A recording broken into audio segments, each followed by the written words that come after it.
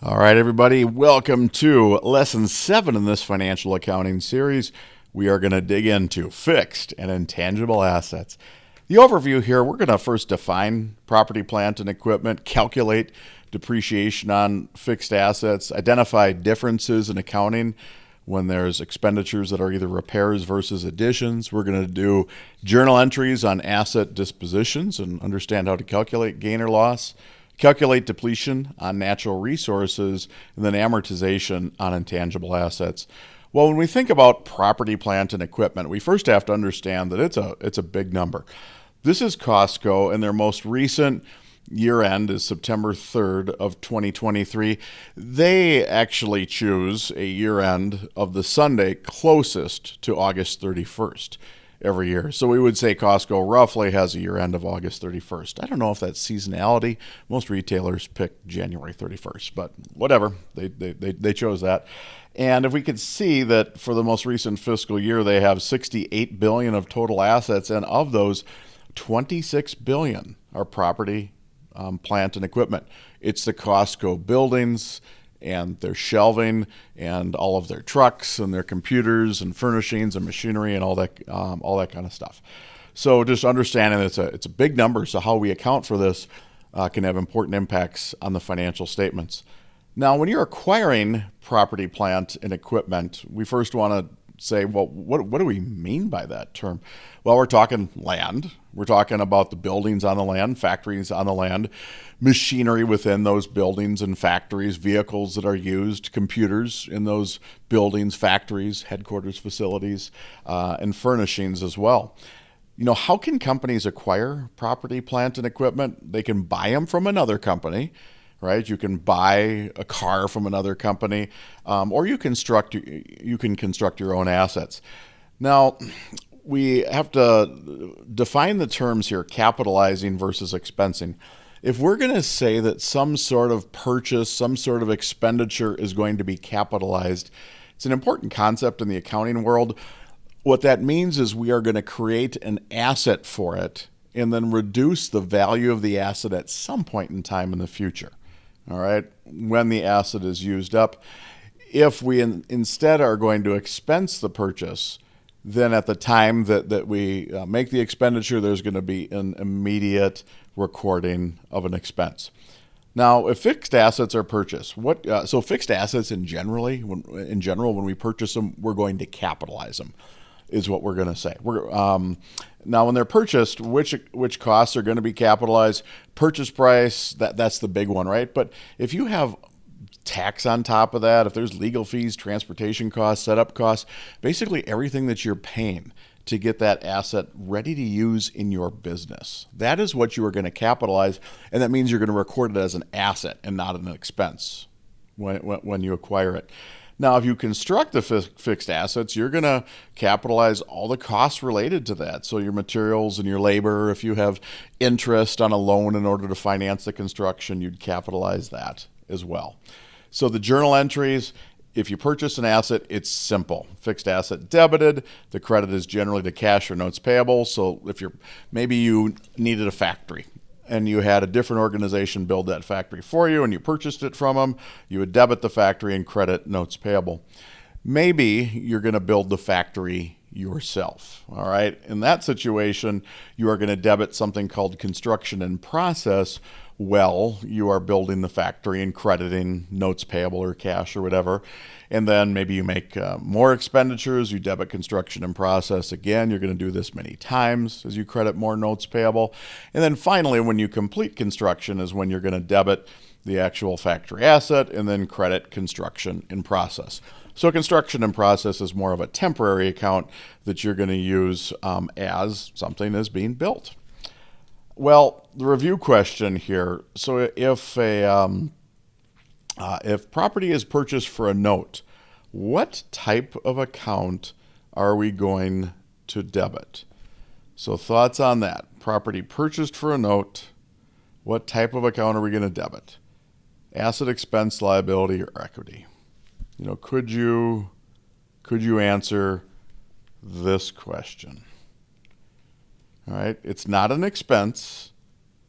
All right, we don't record an expense when we purchase property because it has value in the future. It's not a liability. If we purchase it for a note, the liability is going to be credited. It's not stockholders' equity. It is an asset. We are going to debit the asset and credit a note payable when we are going to purchase property for a note. Well, let's dig in. This is the meat of it. Calculating depreciation of fixed assets. Well, depreciation, what we're trying to do is, so we've recorded an asset when we've purchased, a building or machine or computer or equipment or, furnishing, something like that. And then we are going to allocate the cost of what the cost that we spent over the useful life of that asset. So that's what we're doing in depreciation. It's going to decrease the value of the asset over time. It's not going to match economic reality. So it's not the fair value of the asset, but it's more of a systematic and rational way to decrease the value of the asset. Now, the three pieces of information we need to know. We need to know cost of what we paid for the asset, estimated useful life, and then also salvage value.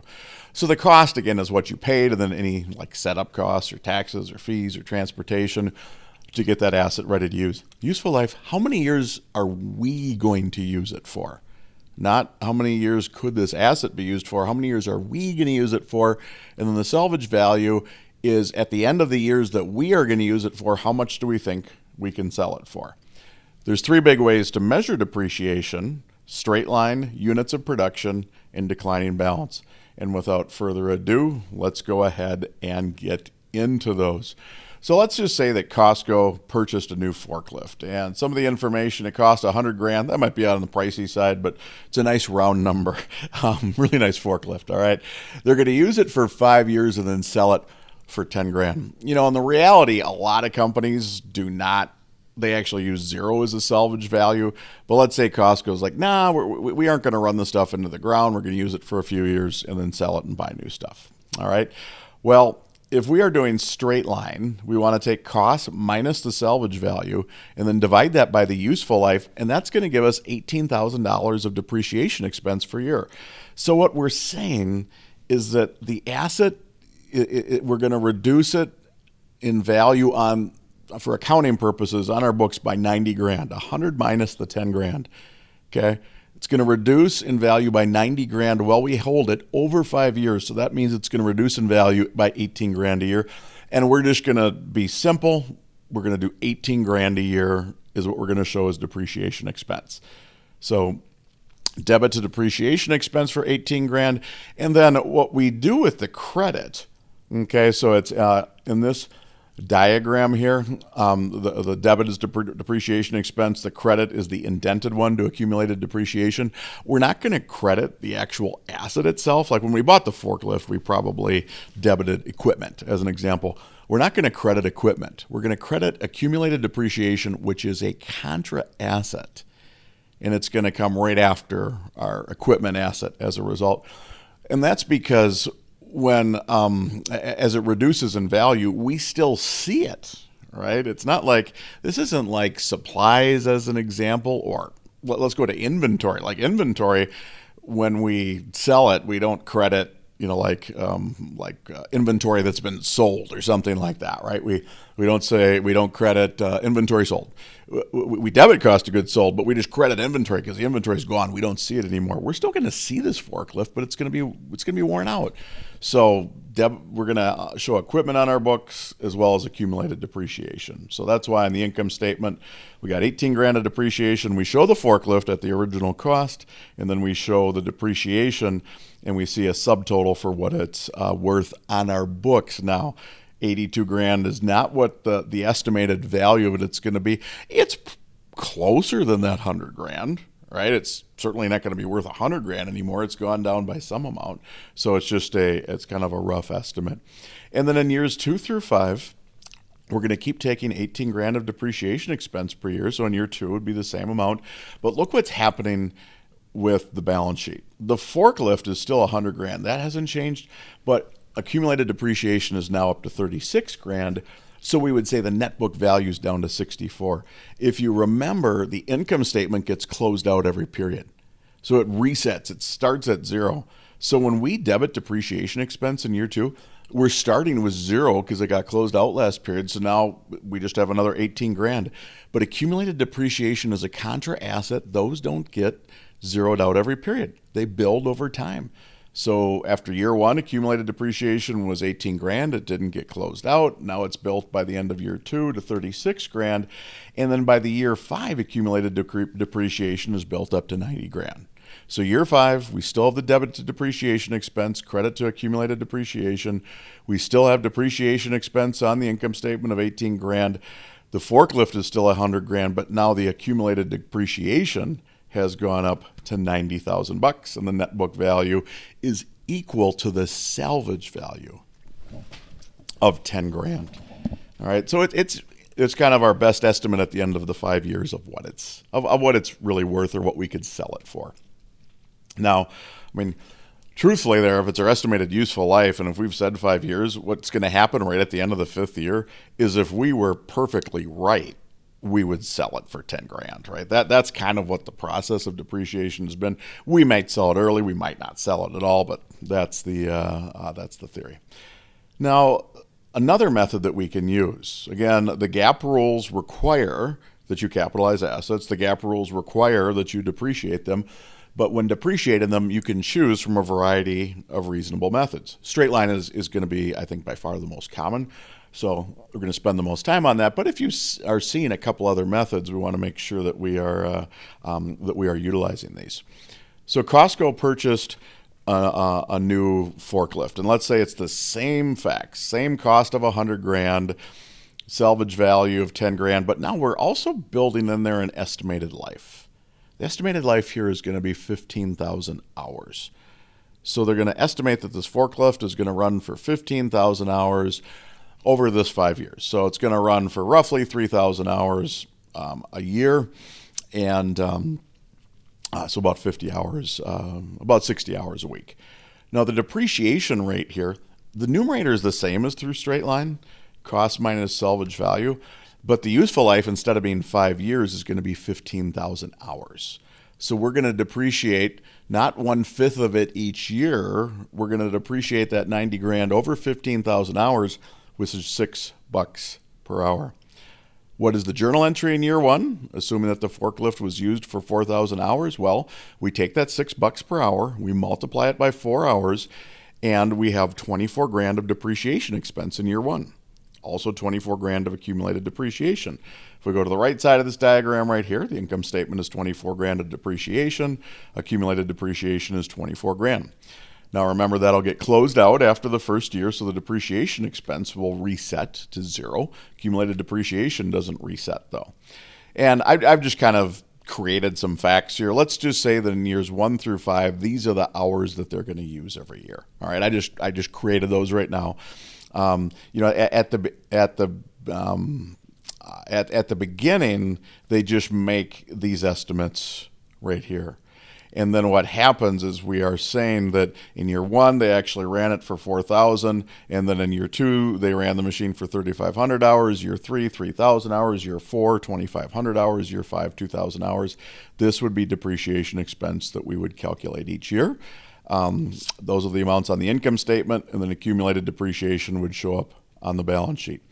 Now, what if, however, it's not like we are going to perfectly use this machine for 15,000 hours over 5 years.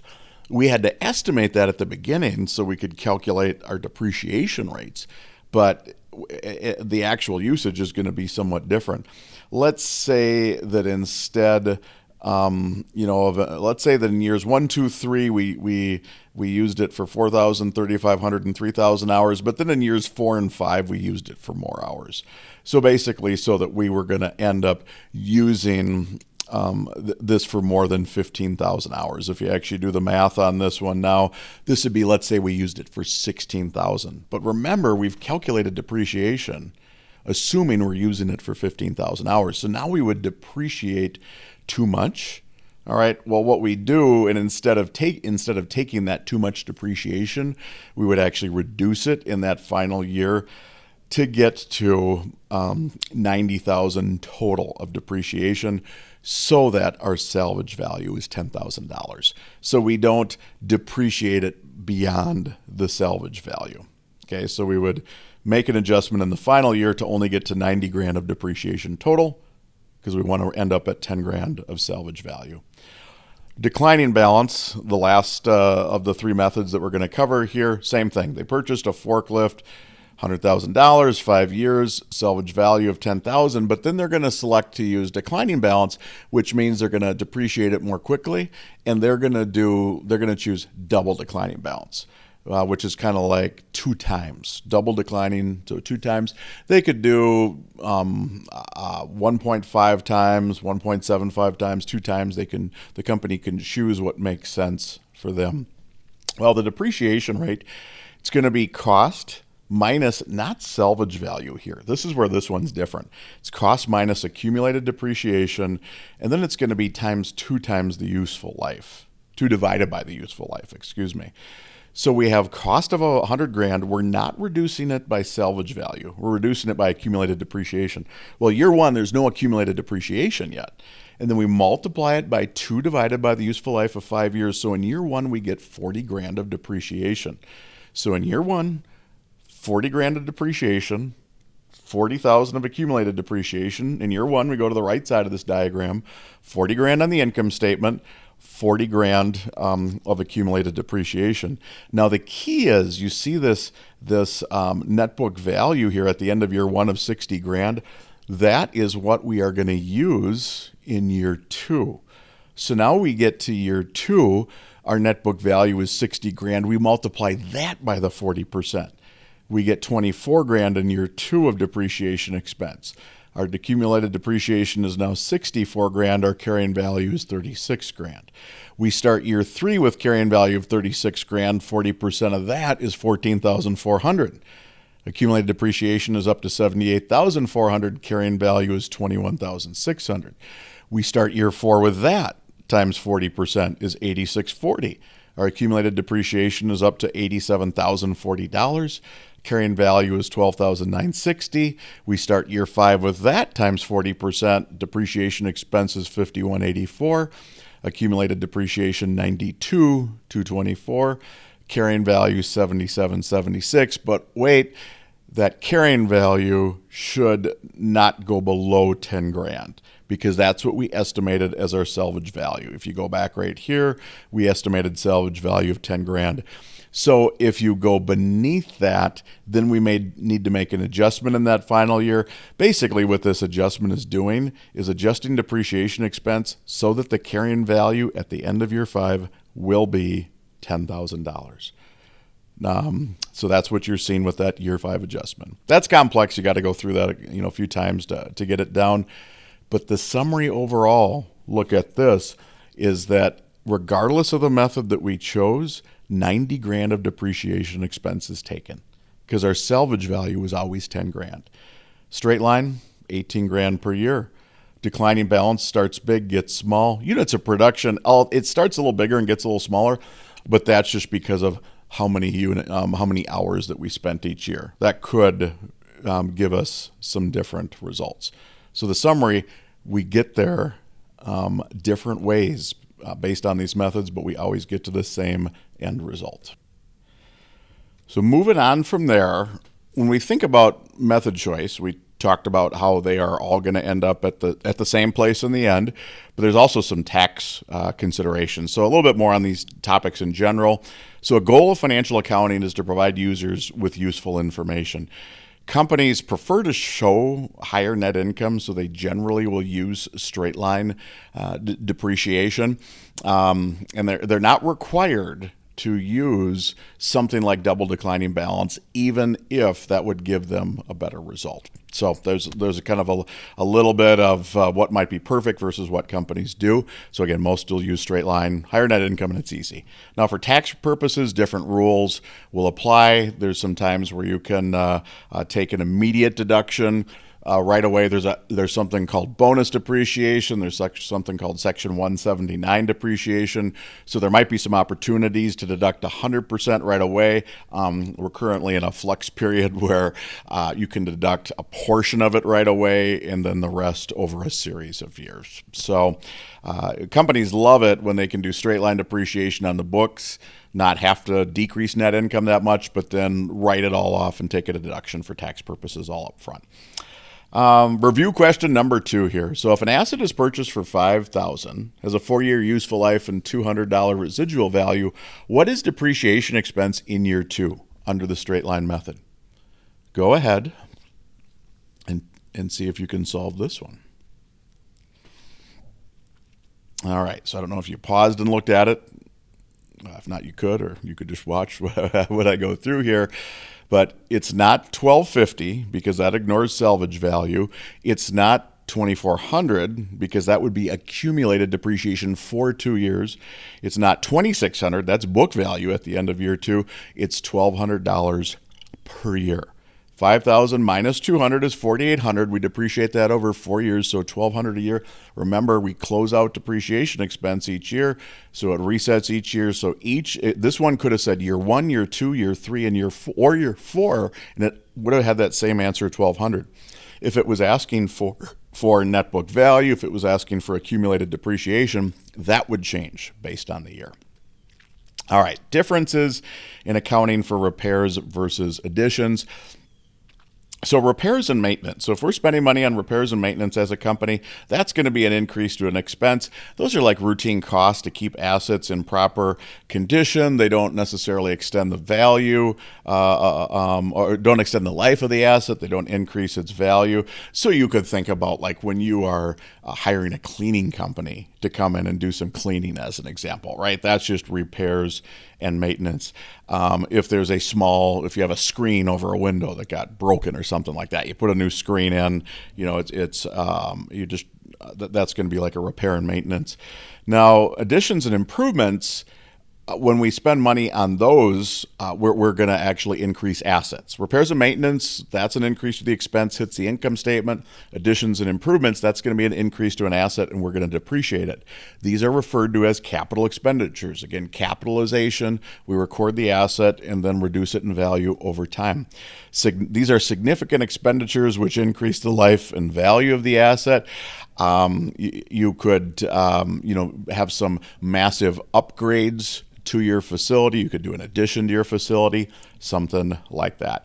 These can be tough. You would have to dig into a lot more details about these, and management does have some incentive oftentimes to capitalize them. Why? Because it doesn't have to show all the expense in year 1 then. It can show the expense over a few years through depreciation expense instead, right? So, there was an example over 20 years ago. WorldCom, they capitalized $3.8 billion of expenditures, which should have been expensed. So they spent $3.8 billion. They should have debited expense and credited asset. They should have debited expense and credited cash. They debited an asset and credited cash, which made net income look higher. All right. The CEO, CFO went to prison. The company got bankrupted, and they eventually were sold to another company. Well, normal maintenance and repairs, they're going to be expense. You debit the expense, you credit cash. If it is an addition or improvement, you debit the asset, you credit the cash, and then you would depreciate that asset over time. So spending cash on which of the following would increase assets? Additions, maintenance, repairs, or routine costs? My guess is you probably already identified it. It's not maintenance. You do an expense right away. Repairs, you do an expense right away. Routine costs, you do an expense right away. They're not increasing the value or the life of the asset. An addition would. It would increase value of the asset, and you would therefore record an asset and depreciate it over time. Prepare journal entries on asset dispositions. So when we're going to dispose of fixed assets, we got to figure out how we're going to treat that. All right. Now, how might a company dispose of fixed assets? They could sell it. Sometimes it's not even worth anything, so you just scrap it. You basically just take it to the junkyard, right? Or it could be involuntary through some sort of natural disaster that happens. So the first thing that you need to do is compute gain or loss. And when you compute gain or loss, the proceeds are like, how much did you get for this asset? So like if you sold it, you're going to have some cash proceeds. If you scrapped it, the proceeds might be zero. And then what is your net book value? What did you paid for the asset versus what is your accumulated depreciation that you'd taken on that asset? So that is your net book value. Proceeds minus net book value is your gain or loss. Then you're going to record the journal entry. So the debit, if you're selling it, you're getting some cash. All right. You're also reversing out any depreciation that you took on that asset. All right. The asset's gone. So you got to get rid of depreciation on that asset. And then you're also getting rid of the asset because you sold it. You're no longer hanging on to it. You notice there's some gaps in there. And that's because you would then debit if you had a loss, or you would credit if you would have a gain on that disposal. All right, so that's kind of the structure of how this would work. So let's look at two examples. Let's say a company sells a building with a cost of $100,000 and accumulated depreciation of $70,000. Let's say it receives $25,000 of cash. What's the gain or loss, and then the journal entry? Well, they got $25,000, and the net book value of this asset on the books is $30,000. $100,000 of cost, $70,000 of depreciation. So the net amount on their books was $30,000, so they lost $5,000. So they debit cash of $25,000. They get rid of the accumulated depreciation of $70,000. They get rid of that building of $100,000. Debits don't equal credits. Well, boom, we put in that loss right there of $5,000. Now my debits equal my credits. And the second example, same thing, but let's say they get $45,000 of cash instead. Well, in this situation, we're going to have a gain because the proceeds exceed net book value. So we would have a gain. When you go to the journal entry, you debit the cash, debit accumulated depreciation, you credit the building. Debits don't equal credits until you put that gain in there of $15,000. If you were to sell land as an example, then you wouldn't have accumulated depreciation on land. We don't depreciate land. I don't know if I mentioned that anywhere else in this video. I don't think I do. It's kind of a joke if you look at accounting memes or something like that. It's like this person is such a bad accountant, they depreciate land. Well, you don't depreciate land. It doesn't go down in value. The other fixed assets you generally depreciate. Review question number 4. So let's assume in this one that a company buys an asset for $1,000, has depreciation of $200, and then sells it for $700. Which is true as it relates to a gain or loss? So which of these is true? Okay, there's not a $500 gain in this situation. It's not the selling price minus depreciation. It's not a $700 gain. It's not just selling price. It's not a $300 loss. It's not the amount of the asset minus the selling price. It's a $100 loss. What did you sell it for?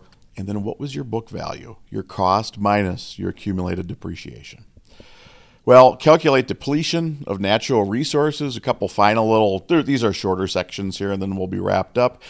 Natural resources, what are natural resources? We're thinking of our oil, gas, timber, things of that nature, things that are coming kind of from our planet, right? When they use up natural resources, they're going to record depletion by doing cost minus residual value over the total units that they expect to produce of the natural resource, and that's going to be cost per unit. We would then take that cost per unit times the units that we got of that resource, and that's depletion expense. If I look at that one, so a company purchased a timber tract for $900,000. We're going to get 2 million board feet out of that one. The land will be worth $50,000 after the timber is harvested. What is the journal entry in the first year if 100,000 board feet are harvested? Well, 900 grand minus the residual value of 50 grand divided by 2 million board feet that would be harvested is 42.5 cents per foot. You multiply that by the 100,000 board feet that were harvested, you've got 42,500 is going to be your depletion expense. Some individuals will work with depletion a lot. Depending upon where you are geographically, you might work with it none at all. So we just cover that one pretty quick. The journal entry, depletion expense, and accumulated depletion. Sounds a lot like depreciation. This is a lot like units of production depreciation, right? But it's just focused on companies that have natural resources. The review question. On this one, the process of reducing the value of a natural resource is called what? Once again, natural resources, you think of that, you're not thinking amortization, depreciation, or lower of cost to market. You're thinking depletion. Final little section here, amortization on intangible assets. When we think of intangible assets, they're not physical. They don't have any tangible substance. They're either indefinite-lived assets or definite-lived assets. The indefinite ones are assets that you have purchased that is going to hopefully increase in value over time. And oftentimes, like a goodwill or a trademark would be something like that. If you acquire a company that has a good name, and if you continue to build up the good name of that company, that should only go up in value over time, so you shouldn't have to reduce it in value. They do something, and this is more of an advanced accounting concept. You would actually check to see if the value of that good name has gone down, and if it did, you wouldn't take an expense. You'd actually would take an impairment loss. So this is an important accounting concept. It's just for a later course, that impairment losses, if value goes down of an intangible asset, you record an impairment loss at that time. You don't record kind of consistent amortization. But if it's a definite-lived intangible asset, like a patent that has a life, a copyright has a life, a franchise has a life, a license has a life, you're going to record amortization to reduce the value of those assets over their life. Oftentimes, usually you're just going to amortize using the straight line method. So if a company developed a patent, 20-year life, and if they capitalized it as a cost of 50 grand, what is the amortization expense entry each year? 50 grand divided by 20 years, there's usually no useful life at the end, is just $2,500 a year. Debit amortization expense, credit the patent for $2,500 a year. Some companies would actually have an accumulated amortization account. You could either reduce the value of the intangible, or you could use the accumulated amortization. With fixed assets, you always use accumulated depreciation, and that's because you can actually see it. When this patent is gone, it's gone. You can't even see it anymore. So that's why some companies just reduce the value of the asset itself. Well, the sixth review question, what type of intangible assets are amortized when we look at it? Goodwill is not. We test it for impairment. Indefinite lives are not. We test those for impairment. Indefinite-lived assets are like goodwill and trademarks. We test those for impairment. Patents, those are assets that we are going to amortize over time over their useful life. Well, hopefully in this lesson, you learned a little bit about how to capitalize costs that are needed to bring a long-term asset to its intended use. The three main methods, straight line, units of production, and declining balance. You learned a little bit about natural resources and how they're depleted, like units of production depreciation.